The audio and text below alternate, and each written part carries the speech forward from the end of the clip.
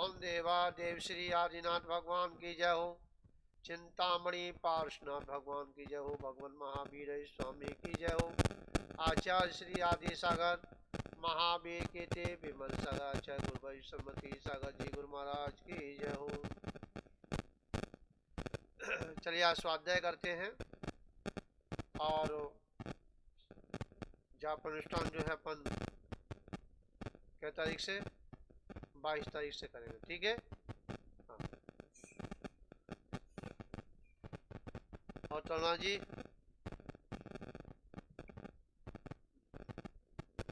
चलिए, यहाँ आचार्य भगवंत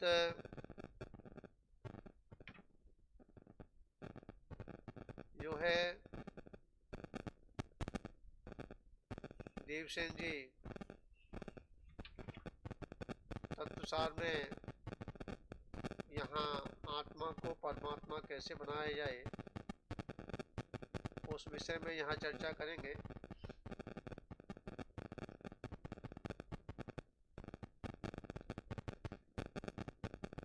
जो लाभ और अलाभ में, सुख और दुख में, और उसी प्रकार जीवन और मरण में सदृश रहता है, उसी प्रकार बंधु और अरिमलस शत्रु से समान भाव रखता है, निश्चय से वही योगी ध्यान करने में समर्थ है। में कह रहे हैं ध्यान उन्हीं का ही मजबूत होता है जिनका किसी व्यक्ति से या किसी जीव से या किसी पदार्थ से, जहाँ राग नहीं है, जहाँ द्वेष नहीं है, और जहाँ लाभ अलाभ का जिनको भाव नहीं है, ऐसे व्यक्तियों का वह ध्यान मजबूत होता है, और जिनके उपयोग में अगर लाभ अलाभ, ख्याति लाभ, पूजा इत्यादि जिन जीवों के अंदर पाई जाती है तो वह ध्यान नहीं उनके जीवन में होता। इसलिए आचार्य भगवंत यहाँ आगे कुछ और कह रहे हैं, उसे सुनिए।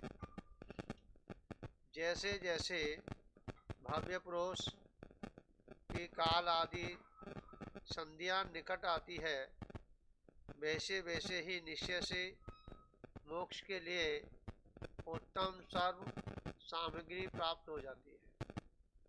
कह रहे हैं कि जब समय आता है, समझा इस चीज का, तो उसे वैसे ही साधन प्राप्त हो जाते हैं।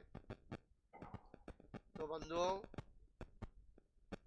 यहाँ आचार्य भगवंत इसी बात पर जोर दे रहे हैं कि कभी भी हमको ये सल ना लेके आए कि हमको ये लाभ हो जाए, कहीं हमारा ये नुकसान ना हो जाए, कहीं हमारी दुकान बंद ना हो जाए, ये हमारी दुकान अच्छी चलने लगे। ये सब जो हम पूर्व में करके आए हैं, समझ में आया, वह पूर्व के पुण्य पाप के ही फलस्वरूप हमको इस भाव में सब कुछ उपलब्धियां होती हैं, और जो आज हम कर रहे हैं वह सब हमको कालांतर में प्राप्त होगी। क्योंकि यहाँ आचार्य भगवंत इसी बात को और दर्शा रहे हैं। जैसे पंचेंद्रियपना, संगीपना, पर्याप्तक, आर्य क्षेत्र की प्राप्ति, भाव विशुद्धि, सद्गुरु का उपदेश आदि की प्राप्ति हो जाती है जब उसका पुण्य का उदय होता है। बिगैर पुण्य के हमको ये कुछ भी प्राप्त नहीं। आई हुई लक्ष्मी हमारे द्वारा हाथ से निकल जाती है, और जब हमारा पुण्य का तीव्र उदय होता है तो गई हुई लक्ष्मी हमारे हाथ लग जाती है। ध्यान रखना, चलते चलते और हमें जिस पत्थर से ठोकर लगा और वो ठोकर लगने पर जो नीचे से सहज में धन की प्राप्ति हो गई। ठोकर तो लगा, परंतु हमें वह ठोकर से जो हमारे पैर में चोट आई उसे भूल जाते हैं। उसका कारण मात्र जो हमें पुण्य के प्रताप से जो धन मिला है। समझ में आया? तो ये सब अपन को ध्यान करना चाहिए। आगे कह रहे हैं, जैसे पैर रहित मनुष्य सुमेरु पर्वत के शिखर पर चढ़ने के लिए इच्छा करे, वैसे ही ध्यान से रहित साधु कर्मों का क्षय करना चाहता है, ऐसा संभव नहीं। समझ में आया? सुशीला जी, जैसे जिसके पैर नहीं है और वह सुमेरु पर्वत चढ़ना चाहे, वह चढ़ सकता है? कदापि नहीं। इसी प्रकार जो मनुष्य और उस ध्यान करना चाहे, क्या नहीं कर सकता। कैसे? जब तक उनको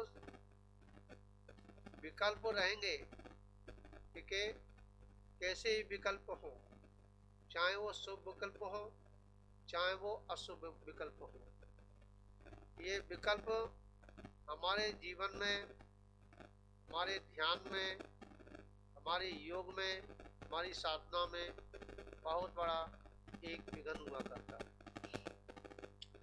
आगे आचार्य भगवान तो और यहाँ और दर्शा रहे हैं, सकालु और विषय सुख की आकांक्षा वाले इंद्रिय विषयों में आसक्ति और मोक्ष के सुमार्ग से भ्रष्ट कितने ही पुरुष इस प्रकार कहते हैं कि यह काल ध्यान की योग नहीं है। क्या बहुत से लोग कहते हैं कि यह पंचम काल जो है ध्यान योग्य नहीं है, साधना योग्य नहीं है। समझ में आया? तो आगे आचार्य बंधु कह रहे हैं, उनके लिए आज भी रतंत्र धारक मनुष्य आत्मा का ध्यान कर स्वर्ग लोक को जाते हैं और वहाँ से च्युत होकर उत्तम मनुष्य कुल में उत्पन्न हो निर्वाण को प्राप्त करते हैं। ये बात परम सत्य है। अगर कोई एक काल के ऊपर ये डाले, इस पंचम काल में हम व्रत लेने से, साधना करने से क्या फल है? तो आचार्य भगवान कहते हैं कि ये आपकी भूल है। क्या हमें उस के ऊपर नहीं डालना, क्योंकि आज जो हमारे पास जितना भी है, जितनी भी वस्तु हमें प्राप्त हुई है, उसको भी हम अपने जीवन में, क्या अपने जीवन में जितने भी हम साध सकते हैं, ले सकते हैं, उतना हम अवश्य लें। मानते हैं इस भरत क्षेत्र से आज पंचम काल में मोक्ष नहीं है, परंतु मोक्ष मार्ग अवश्य है। क्या कहा? मोक्ष मार्ग अवश्य है। मोक्ष मार्ग माने एक सर्वदेश मोक्ष होता है, एक देश मोक्ष मार्ग होता है। तो आचार्य भगवान कह रहे हैं यहाँ पर कि अभी वर्तमान में मानते हैं मोक्ष नहीं है, परंतु मोक्ष मार्ग आज मौजूद है और कालांतर में यही मोक्ष मार्ग जो है उस स्थान को प्राप्त कराएगा क्योंकि बिगर मार्ग के हम स्थान को प्राप्त नहीं हो सकते। अगर हमारा मार्ग सहज, सरल और अच्छा है, समझ में आया सुशीला जी? तो वह मार्ग हमारा जो है हमको सब कुछ उपलब्ध करा सकता है, समझाया? और यह सम्यक्त साधना के माध्यम से जितनी हमारे पास शक्ति है, जितनी हमारे पास क्षमता है, उसके अनुसार जो भी हम साधना करते हैं, ध्यान करते हैं, उसके मानते हैं शुक्ल ध्यान नहीं है, परंतु धर्म ध्यान आज इस पंचम काल में है। और धर्म ध्यान के माध्यम से हमारा ये जीवन स्वर्ग इत्यादि की विभूति को जलाने में एक माध्यम है।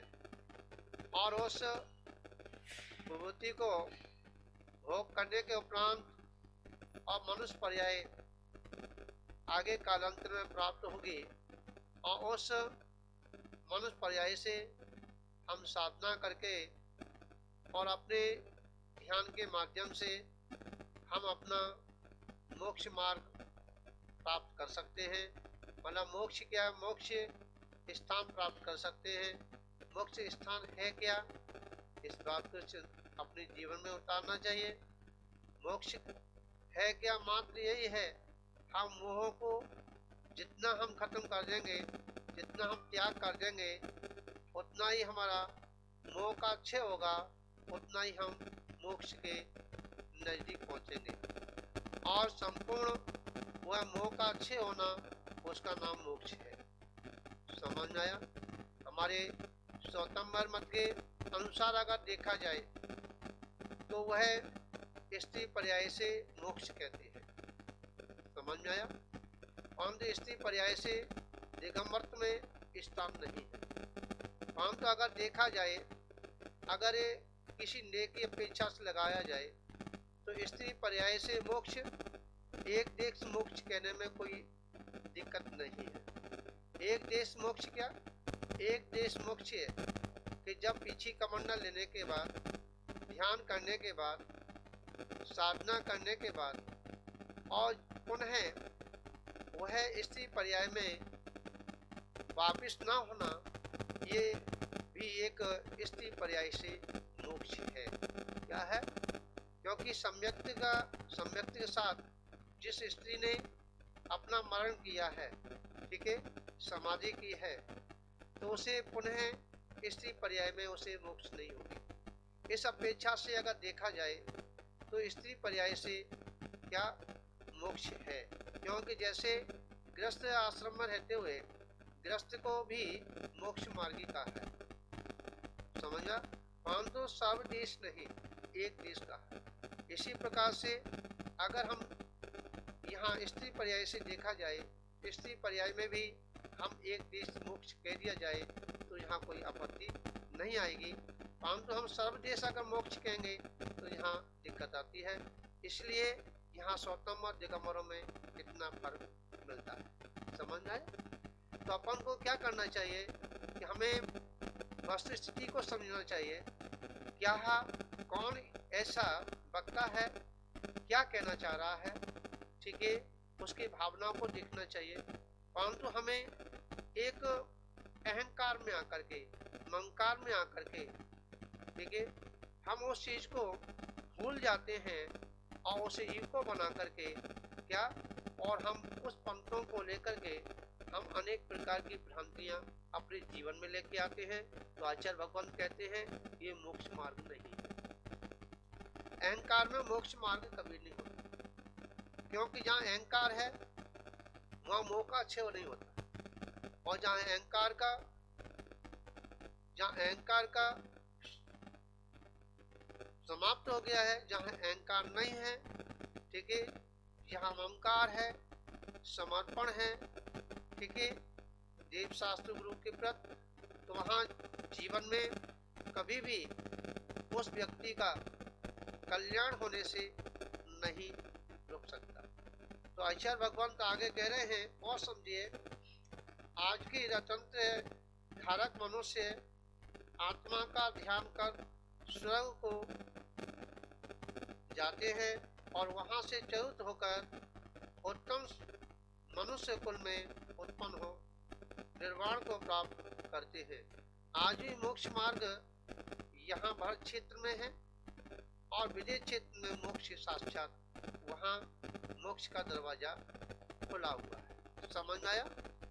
परंतु हमें ये इच्छा भी नहीं करनी चाहिए कि हमें विदेश क्षेत्र जाकर के, समझाया, क्योंकि इच्छा निरोधा तब कहा, क्या कहा?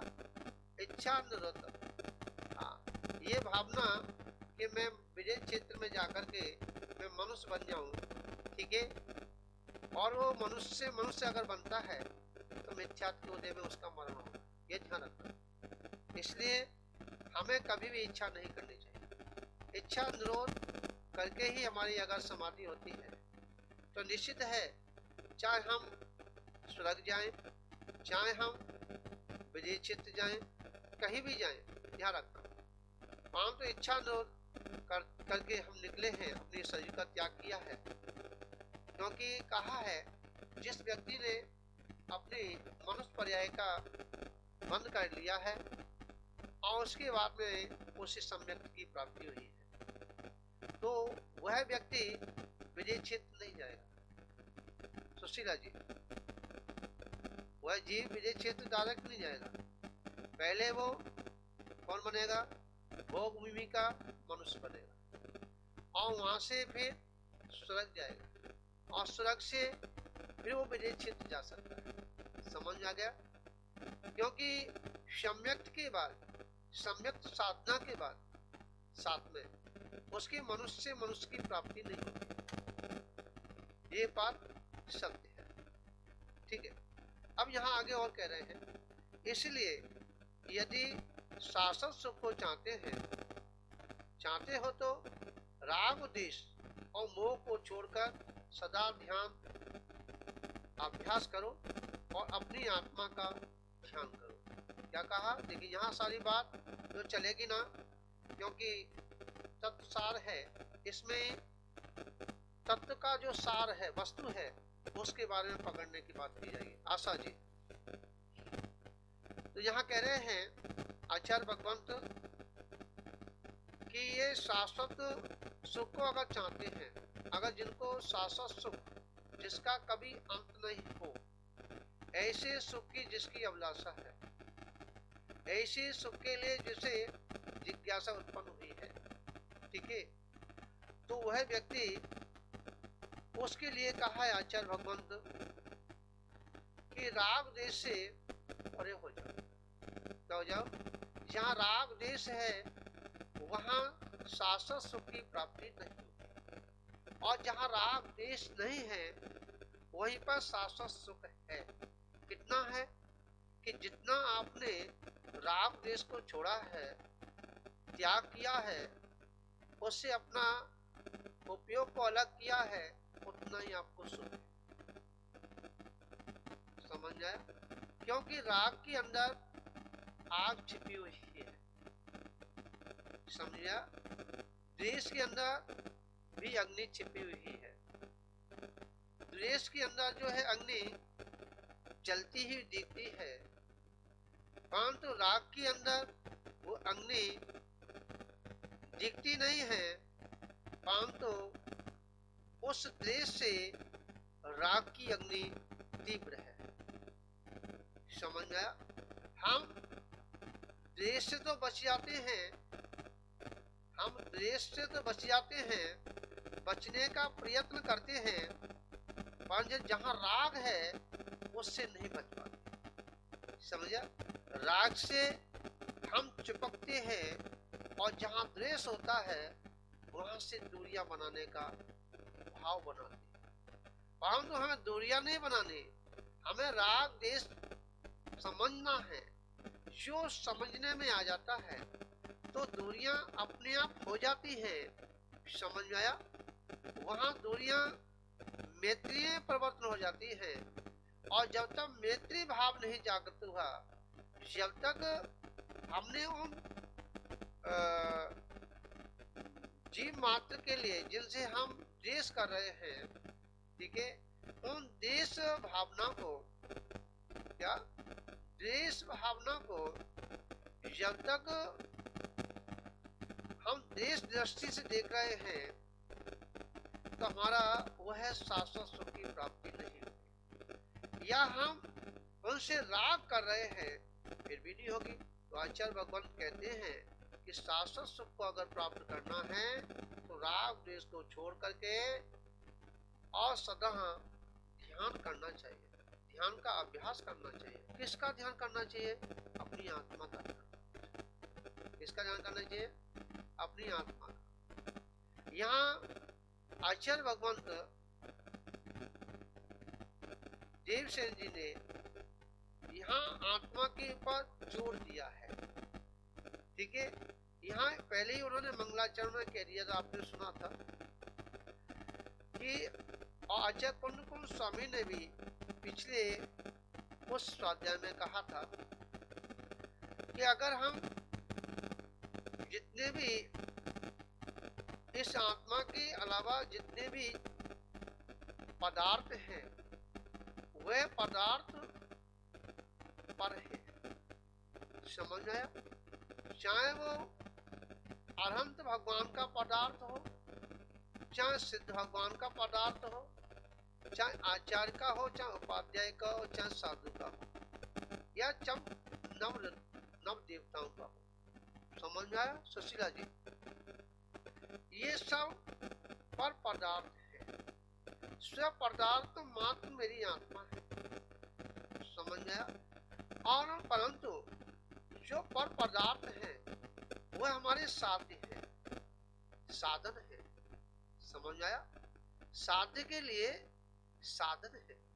जैसे पर्वत चढ़ने के लिए, जैसे पर्वत चढ़ने के लिए, ठीक है, और हमें एक लाठी की जरूरत होती है। अंधेरे में चलने के लिए हमें एक टॉर्च की जरूरत होती है, लालटेन की जरूरत होती है, मोबाइल की जरूरत होती है। समझ में आया? प्रकाश के एक दीपक की जरूरत होती है। इसी प्रकार से इस आत्मा को परमात्मा बनाने के लिए, ठीक है, इस साध्य को उस साधन की आवश्यकता है। साधन क्या है? अरहंत भगवान है, सिद्ध भगवान है, आचार्य भगवान है, उपाध्याय है, साधु है, नव देवता है। समझ में आ गया? सुशीला समझा? और जितने भी क्षेत्र हैं ये सभी हमारे साधन हैं। साधन क्यों कहा? कि जब हम इन साधनों के संपर्क में आते हैं तो जो हमारी आत्मा के जो शुद्धि है, जो हमारी मन की जो अशुद्धि है, वो मन की अशुद्धि को हटा करके और मन को शुद्ध बनाते हैं, मतलब शुभ में लेके जाते हैं और शुभ से शुद्ध की ओर जाने का उनका मार्ग खुलता है। समझा? जैसे हम अपने घर का दरवाजा खोलते हैं, क्या खोलते हैं? दरवाजा खोलते हैं। हाँ, अब दरवाजा जब खुलता है, हाँ, तो दरवाजे को जब हम अंदर हैं तो दरवाजा बाहर नहीं खोलते। किधर खोलते हैं? अंदर की अपनी तरफ खोलते हैं। समझा? क्यों खोलते हैं? अंदर की ओर खोलते हैं। क्योंकि जब तक हम अंदर की तरफ उस दरवाजे को नहीं खोलेंगे तो जो हम जिस पदार्थ से भेंटा करना है, ठीक है, वो भेंटा नहीं होगा। समझ आया?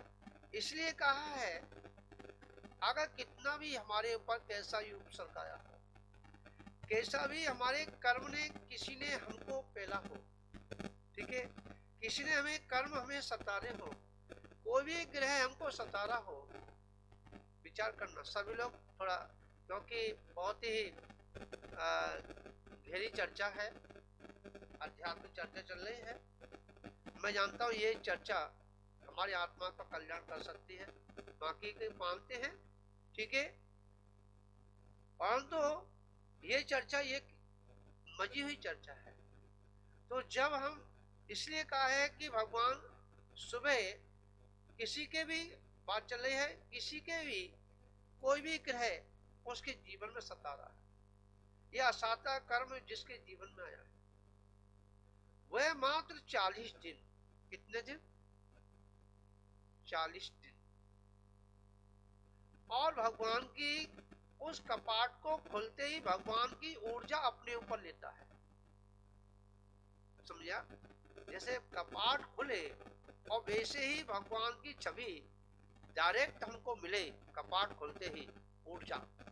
40 दिन नियम से करने से क्या उसके असाता से अताता कर्म उसके जीवन में नहीं रहते, और रुका हुआ काम उसके जीवन में कभी क्या अटक नहीं सकता, बराबर वो पार होगा। ये ध्यान रखना। पहले तो ये ध्यान रखना, मैं आपको बता दूं, जो नियम से बना होता है, जैसे जो नियम से बना होता है वहां परीक्षा अवश्य होती है, बिगर परीक्षा के, ठीक है। हाँ, कोई, हाँ, आप वो इधर जो है पढ़ाई में तो हम नकल कर सकते हैं, को रिश्वत दे करके हम पास हो सकते हैं, समझा। हम परीक्षा ना दें, हमारी जांच हो जाएगी, समझा। कुछ लिख के नहीं आए फिर भी उसमें लिख जाएगा, समझा। परंतु यहाँ परीक्षा के ऐसी है, यहाँ परीक्षा ऐसी है ना, तुमको अगर जैसा आपका भाव आपके मन में आया है, समझा, वैसे ही परीक्षाएं आपकी चालू होती है, ध्यान रखना। तो जहां हमने नियम लिया तो वहां पे परीक्षा खड़ी है, ध्यान रखना। डग डग पे खड़ी है, पल पल पे खड़ी है, समझा, पर समय खड़ी हुई है, और बिना परीक्षा के वह एक कदम भी आगे नहीं बढ़ सकता। तरुणा जी, समझ में आ रही है आपके लिए? है? इसलिए हमें कभी उदास नहीं होना चाहिए। क्या नहीं होना चाहिए? कभी भी हमको उदास नहीं होना चाहिए। हा? उदास होने से हमारे आगे की गति खराब हो, समझा। कभी हमको अपने मन में गलत विचार लेके नहीं आना चाहिए। क्यों? कि हमारे आगे का भविष्य अंधकार में जाता है, ठीक है। तो आचार्य भगवान तो यहाँ और आगे कह रहे हैं, निश्चय से आत्मा, दर्शन और ज्ञान को प्रधान है। क्या कह दिया? क्या कह दिया? निश्चय से आत्मा का दर्शन और ज्ञान को, ये मुख्य है, ठीक है। परंतु असंख्यात प्रदेशी है, समझा। ये असंख्यात प्रदेशी है, अमूर्तिक से रहित है, अमूर्तिक है, क्योंकि दर्शन और ज्ञान ये दोनों ही, समझा, सुनने में तो आएंगे, परंतु अगर कोई इनको देखना चाहे तो दिखेगा नहीं। किसी का ज्ञान देखने में आता है क्या? नहीं आता। हाँ? किसी का दर्शन देखने में आता है क्या? नहीं आता। अपने द्वारा ग्रहित है, प्रमाण है, जो हमारा शरीर है, समझ आया, वो प्रमाण है। ऐसे स्वरूप वाला आत्मा जानना चाहिए। आत्मा कैसा है? जिस शरीर में ये आत्मा गई है, ठीक है, जिस शरीर में ये आत्मा मौजूद है, उसी देह के आकार का, उसी देह के बराबर का ये आत्मा पूरे शरीर में व्याप्त है, समझ आया। जैन सिद्धांत एक बात कहता है, ये कर्तावादी नहीं, ईश्वरवादी नहीं, ये कर्म प्रधान है। समझ गया? जैसे हमने किया है वैसा ही हमको मिलेगा, ये परम सत्य है। चंचल जी, जैसा हमने किया है वैसा ही मिलेगा, ये परम सत्य है। इसमें कोई भी मिलावट नहीं है। अगर कोई ये चाहे कि इसमें मिलावट हो, ऐसा नहीं, तो क्या है? ऐसा नहीं है तो जैसा किया है वैसा ही हमारे जीवन में, ऐसा ही हमारे जीवन में आएगा। क्या आएगा? अगर हमने बमूर बोया है, क्या बोया है?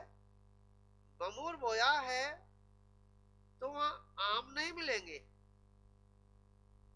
वहां बमूर के कांटे मिलेंगे। वहां खटास नहीं मिलेगी, वहां मिठास नहीं मिलेगी। क्या? वहां कड़वापन मिलेगा। सुशीला, ये समझ में आया नहीं आया? आवाज आ रही है कि नहीं? आवाज नहीं पहुंचती में।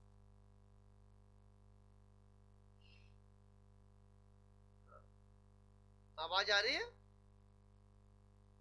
नहीं आ रही।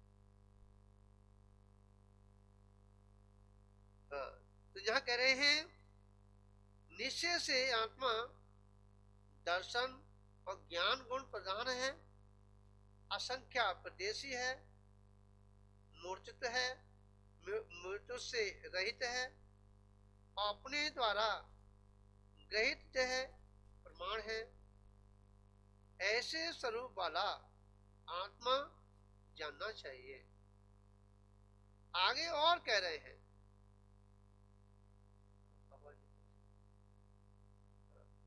रागादि विभावों को तथा बाहरी दोनों प्रकार के विकल्पों को छोड़कर एकाग्रचित्त होकर कर्म रूप अंजन से रहित शुद्ध अपने आत्मा का ध्यान करना चाहिए।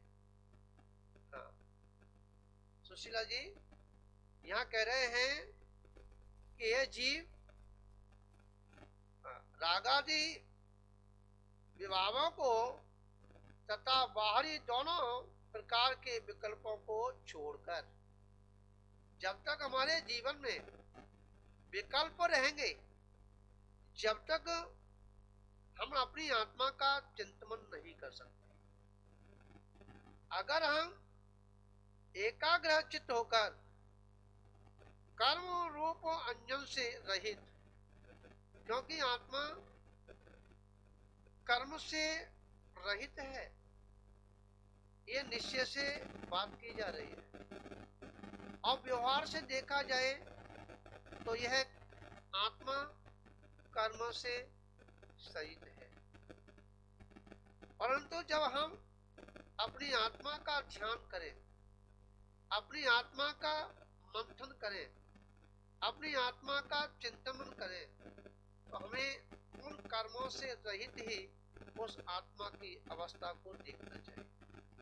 सुशीला जी, शुद्ध अपने आत्मा का ध्यान करना चाहिए, जिसके ना क्रोध है ना मान है। आत्मा के अंदर कोई क्रोध नहीं है सुंदरलाल जी, और ना मान है, ना माया है, ना लोभ है। मतलब क्रोध, मान, माया, लोभ, ये कोई भी कसाई नहीं है। फिर ये कसाई नहीं है तो कसाई आती कहां से है, ये प्रश्न उठता है। हाँ, देखने में दिखती है ना, क्रोध भी दिखता है, मान भी दिखती है, माया भी दिखती है, हाँ? ये सब कुछ दिखता है, सारी कसाई दिखती है। फिर ये आती कहां से, ये ध्यान रखना। ये अंतरंग में नहीं है। जब यह हमारा मन, हमारा उपयोग, हमारा चिंतन बाहर में जाता है, ठीक है, तब वह है हमारा मन जो अशुद्ध हो जाता है, ठीक है, शुभ भी नहीं रहता है, शुद्ध की बात अलग है। तो ये हमारा मन के माध्यम से ये सारी कसाएं जागृत होती है। और जब हमारी ये कसाएं जागृत होती हैं तो हमारी आत्मा के ऊपर प्रभाव पड़ता है, समझा? क्योंकि इस आत्मा का सहयोग, इस आत्मा का जो चिंतन है अनादिकाल से, ये कसायों को लेके है। कसाई रहित इसने कभी चर्चा ही सुनी नहीं, सुंदरलाल जी। कभी इस जीव ने बिगड़ लोभ की नहीं रहा। देखिए, आप जानते हैं एक त्रियंच हुआ करता है, और त्रियंच जो है उसके पास खाने के लिए रखा है, फिर भी संग्रह करता है। क्या करता है? चींटी देखिए, हाँ, कितना खाएगी, उसके पास खाने के लिए कमी नहीं, ध्यान रखना। परंतु वह इतना संग्रह करती है, अगर उसके गड्ढे को देखा जाए तो उसमें भेले की भेली गुड़ की मिल जाएगी, समझा? ढेर मिल जाएगा। क्या है सर? ये लोभ है, ध्यान रखना। और ये ध्यान रखना, इस आत्मा के अंदर ये कोई चीज नहीं है। परंतु जब हमारी मन खराब होता है तो ये सारी कसाएं ये प्राप्त होती है। आत्मा के अंदर कोई शल्य नहीं है, ध्यान रखना। जब एक शल्य किसी को लग जाए तो उसकी नींद हराम हो जाती है, सो नहीं पाता है। रात में बेचैनी बढ़ जाती है। आप देखिए, अचानक कहीं से कोई चाहे शुभ चाहे अशुभ सूचना मिल जाए, यह पता चल जाए मेरा बेटा आ रहा है, क्या? अब बार बार यही लगा रहेगा, बेटा तो नहीं आ गया, बेटा तो नहीं आ गया, गाड़ी तो नहीं आ गई, हाँ, समझे? और छत पे अगर बैठ गए, और छत पे बैठ करके जब गाड़ी आ रही है, यही गाड़ी होगी, यही गाड़ी होगी, क्या विचार करना। तो ये चीज आत्मा के अंदर नहीं है, समझ लिया? आगे सुनिए।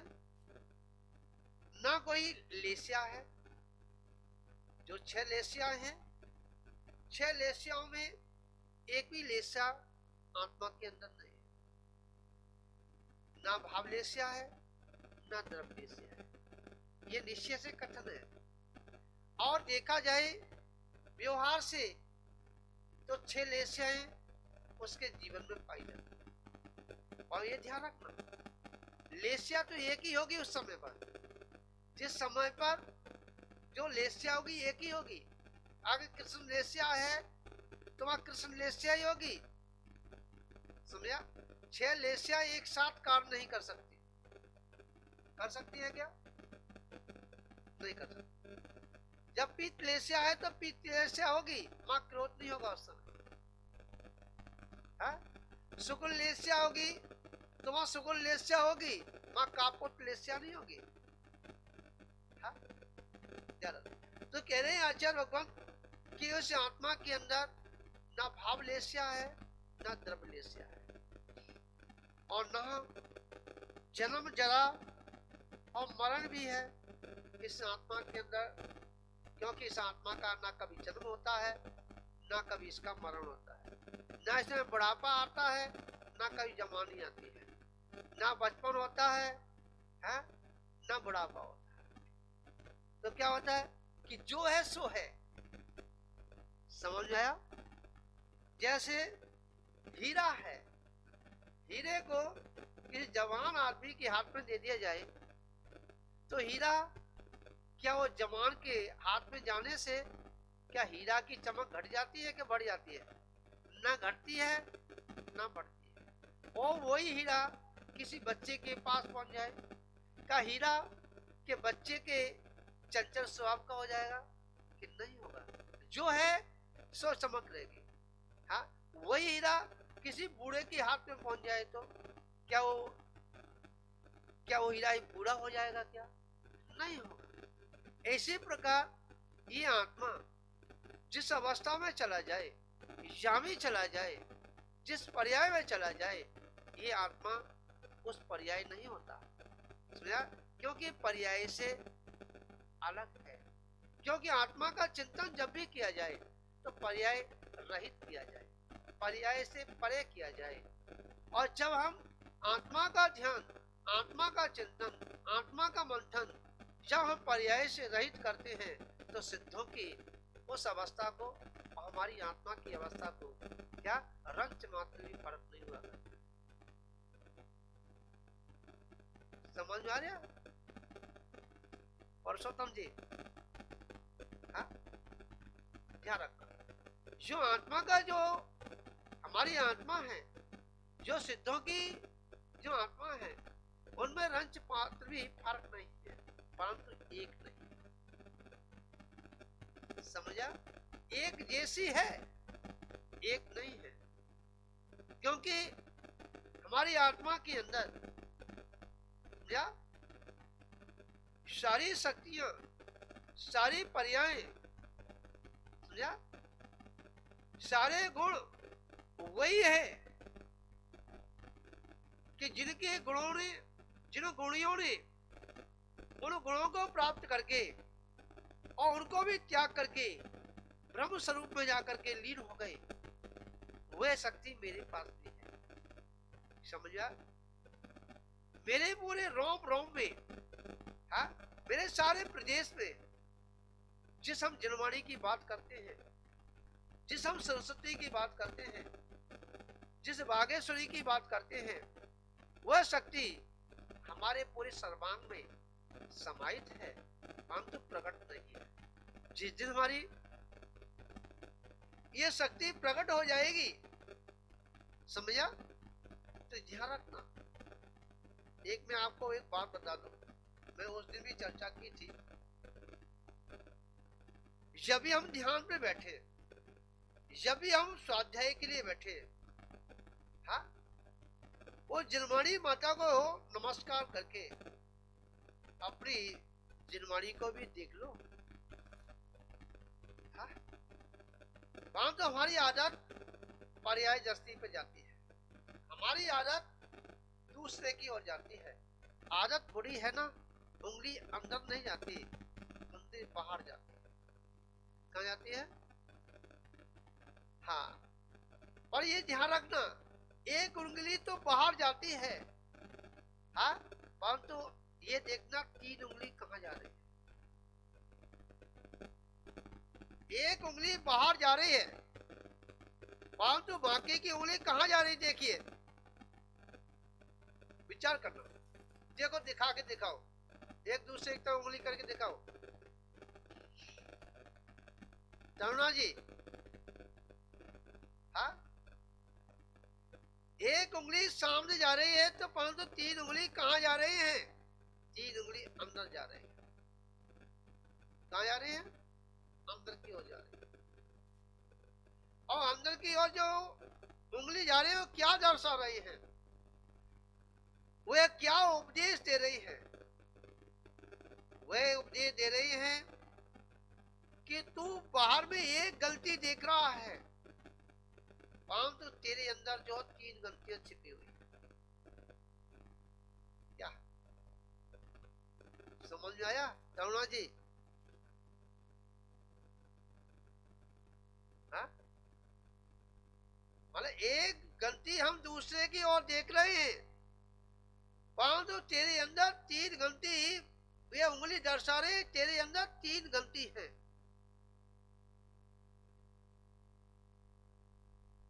समझ में आया कि क्या गलती है?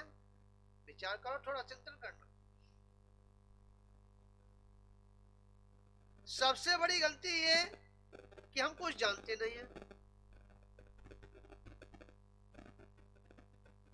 सुंदरलाल जी,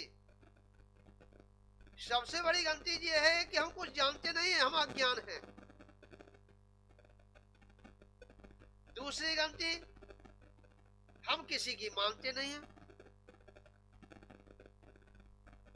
समझ आया? चाहे हमारा बाप क्यों ना हो, हम उसकी भी नहीं मानेंगे। हा? क्यों नहीं मानेंगे भैया? कि अनादिकाल से हमारे ऊपर मोह का पर्दा पड़ा है ना, अज्ञान का पर्दा पड़ा है ना, ममकार का पर्दा पड़ा है ना, इसलिए नहीं मानेंगे ना। हाँ सुंदरलाल जी, हाँ, जब हमें किसी की बात को मानना ही नहीं है तो हम किसी की बात को सुने क्यों? जब हमें किसी की बात को मानना ही नहीं है, हाँ, तो हम किसी की बात को क्यों सुने? हाँ, तो तीन गलती कौन सी है? समझ आ गया? ये तीन गलती हमारी है। कौन कौन सी? एक तो अज्ञान अवस्था, एक हम किसी की मानते नहीं, और एक हम किसी की सुनते नहीं। हाँ? और सुनेंगे तो क्या? अपनी सुनेंगे, हमारे स्वार्थ की क्या चीज है उसे सुनेंगे। मानेंगे भी तो क्या कि हमारे पक्ष की बात कह रहा तो हम सुनेंगे, मान लेंगे। समझा? आगे समझा? और तीसरा क्या? जो अज्ञानता की अज्ञानता में हम अगर बात करता है, तब पड़ जाए। कहा ना, अज्ञानी से अज्ञानी लड़े। समझ में आया क्या हुआ?